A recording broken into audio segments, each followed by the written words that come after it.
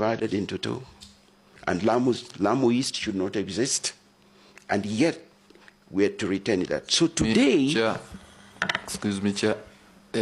Are you talking of 260-something thousand people or voters? People. Human beings. Say 247,000 people for... In 2012. For Mandera South. With respect to the 290 constituencies at 2012, based on the 2009 census. For a fact, Kandu is larger than that. The data have over 247. Honorable Chairman, I am talking about based on 2009. Today, the demographics have changed based on 2019. And I know how Kandu looks like. I know. And if we had time to discuss this a little later, I can tell you what. So the situation therefore is, if you are going to sort out this problem, you may have to have more constituencies. Otherwise, you will have to kill others. And I don't know which member of parliament is going to sit in parliament, allow their constituency to be killed, and then go to the constituents and tell them that what I have brought you back for the 5 years you put me in is no constituency. So that's a problem. So I have answered your question without answering it directly. You have answered most of the questions actually now. Let's move on kindly. What expertise to achieve delimitation, I have said. Answered. And somebody said tour of duty, somebody talked about sex for Max, and whether we can be able to, or we might be able to translate this to IEBC. This is a two-part question, Honorable. What's that one? Sex for Max. I left university system, and I can claim this as a veteran administrator. I think I've seen a lot in the university system. And I can confirm that during my tenure, there are cases we dealt with where students were given marks for reasons that were not academic, and we dealt with them. Let me put it that way. Whether you can translate that to IEBC, in other words, because you are talking in a rhetoric manner, I will say this, from my perspective. Why should I do that? I've not been able to do it when I was in the university, where I've spent so many years. So why should I go to IEBC at this time in my life and age to try to do things? So what I'm trying to tell you is, if I were in the IEBC board, that kind of thing will not happen in my presence, and I will not support it. And you said, I have extended gratitude to the president, so will I favor him? I would like to say this. A commissioner in IBC is being hired to go and do professional work. You are expected to behave professionally. You are expected to behave with integrity. And incidentally, there is a code of ethics that you must sign as you start work. This, and I think there are two of them. There is public officers, and there is a special code of ethics as provided for in the IEBC Act. Once you sign that, and you have done that, and you have lifted the Bible like I did. I am a Christian, and I believe that the Bible has a power. By the way, I've just lifted the Bible here because this is Parliament. But as a Christian, I'm not expected to swear by the Bible, strictly speaking, because you are already a Christian, and it is taken for granted. Now, how do you lift the Bible, sign a code of conduct, and then you start doing things like this? What's wrong with you? So, I won't do it. I won't do it. So, I'm extending gratitude to my president. President Ruto is my president, and as long as he's the president, I think I'm obliged to extend gratitude to him. I mean, he had the powers to decide that Francis Aduol will not appear here today. He had the powers for whatever reason. Thank you.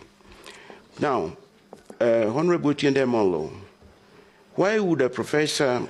My question is already answered. Already answered. Thank you, sir. Honorable Kalemba, IEBC, what is the relationship with pending bills?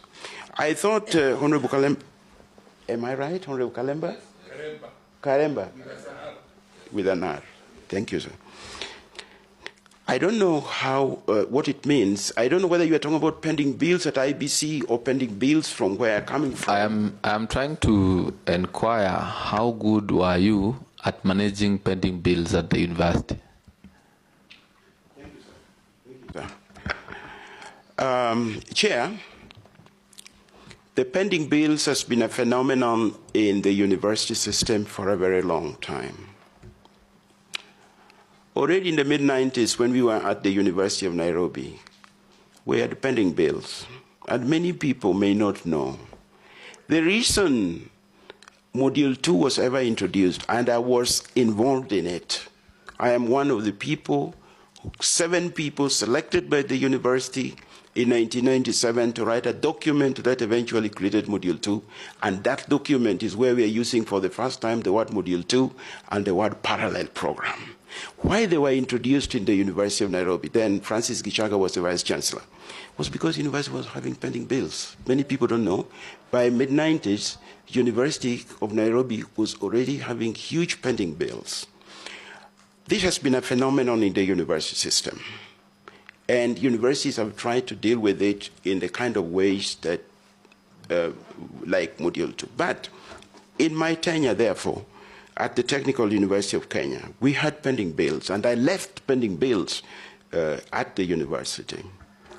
It has got to do with the way the government funds universities.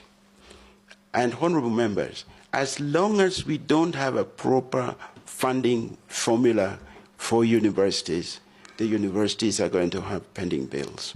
If you look in the records in this House, you will find several times when we as vice chancellors, and around 2016 to 2019, I was the chairman of the vice chancellors committee, and I headed vice chancellors to come to parliament just to talk about the fact that universities are not properly funded and we are accumulating pending bills. I have been in this very chamber talking about this issue. So I left pending bills, yes, but it has got to do with the fact that we don't have a proper funding formula for universities.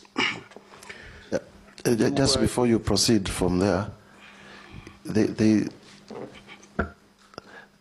are murmurs in the streets that you are the one behind the new funding, university funding model formula. Is it true? Thank you, sir.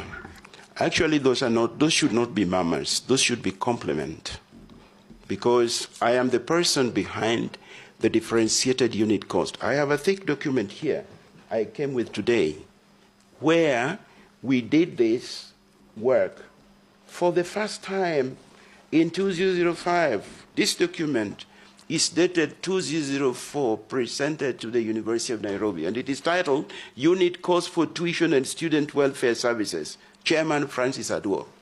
This is the beginning of differentiated unit cost. And what we were trying to do was to look for a rational way of funding universities. Sadly, it took a very long time for the Ministry of Education to embrace this.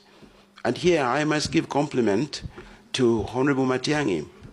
When he was chairman, when he was the Minister for Education, Cabinet Secretary for Education, he is the one who had the courage to implement the differentiated unit cost, in spite of the fact that we had put it in the law in 2012. I was also a member of the committee that did the Universities Act in 2012, and we put DUC in there. So it is not like, why should people murmur about it? Because murmuring is like, it is something negative. It was a good thing. The only thing is, we have failed as Kenyans to implement this properly. Thank you.